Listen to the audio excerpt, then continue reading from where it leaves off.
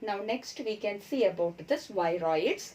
Viroids was discovered by T.O. Diener in 1971. Okay, it is a new type of infectious agents. Even you might have not heard about that also, isn't it? And it is smaller than viruses. It is said that it is smaller than viruses. Viruses are smaller than bacteria, and these viroids are smaller than viruses, and it causes the disease called potato spindle tuber disease. So in the potato plant, the potato is a tuber, isn't it, where the food is stored, and in that it caused what? A spindle tuber disease. That is, it will not become swollen. It cannot store more food and it will become very thin. That is potato spindle tuber disease. And when we see about its characteristic features, it is having RNA as the genetic material. So which is the genetic material? RNA is the genetic material, and it is a free RNA. That means it is not surrounded by protein coat. It lacks protein coat. The RNA is not surrounded by a protein coat. Okay. In viruses we have seen either DNA or RNA is there which is surrounded by protein coat, but here it lacks the protein coat, and the RNA is having low molecular weight. Okay. So this is about the viroids. Next is about the prions.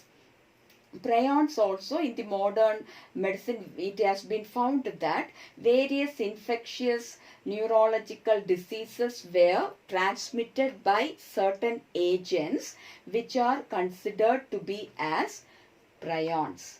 They are nothing but the folded protein. So here we have seen they are the genetic material.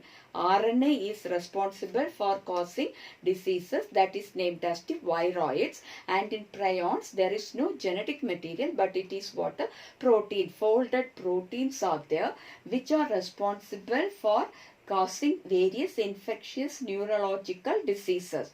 Okay, neurological diseases means diseases associated with our neural system, that is our nervous system. Okay, these agents, that is these folded proteins, are similar in size to that of the viruses. Okay, it is similar to the size of viruses. Okay, and these agents are called as what? Prions. These folded proteinaceous agents which cause infections are called as prions.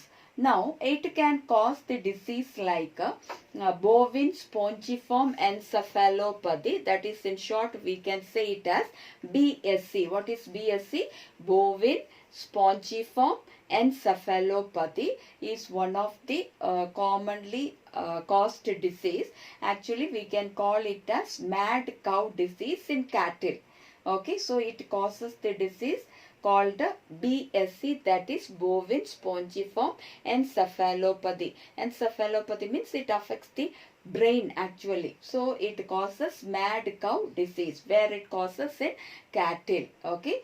So and it is analogous to, that is related to, similar in function to another disease called CR Jacob disease, CJD, that is CR Jacob disease. CR here means Creutzfeldt. Okay, Creutzfeldt-Jakob disease. In short, it is said CR Jacob disease or CJD. This is a disease which is caused in human beings. Okay, so this disease is similar to this caused in human beings. This disease is caused in cattle, which is called the mad cow disease, and this is the disease which is caused in humans, that is called a CR Jacob disease. Okay, so such infectious neurological diseases are caused by the proteinaceous infectious agents which are called as the prions. Okay, now next is the lichens. Lichens already we have seen, you all are familiar with. So it is a symbiotic association between algae and the fungi. So here both are mutually benefited. They live together and both are mutually benefited. That means both of them get benefit from each other. That is what we say it as mutually benefited.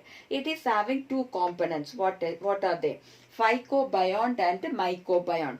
Phycobiont is the algal component. The algal part of this lichens is called as phycobiont, and the fungal component of this lichens is called as a mycobiont. Okay, so as I told you, both will be providing some benefit to the others. Okay, both algae will provide some benefit to fungi, and fungi provide some benefit, or fungi get benefit from algae, algae get a benefit from fungi. So both are mutually benefited. Okay, and this algal component, that is this phycobiont, is autotrophic, but the mycobiont is heterotrophic. Okay, so what this algae do? It prepares the food for fungi.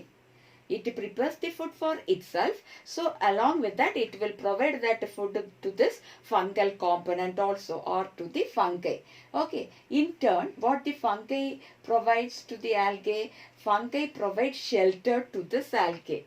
Okay, it helps in attachment, and it helps to provide a shelter to this algae, and it also absorbs the mineral nutrients or water which is available in the place of attachment. Okay, so the mineral nutrients, or even the water which is present in their surrounding where it is attached, that will be absorbed by this fungal component. Okay, and it provides it to the algae. Okay, so both are very close to each other, both get benefit from each other, and both live together in the nature. Okay, and we can say that it is a very good pollution indicator.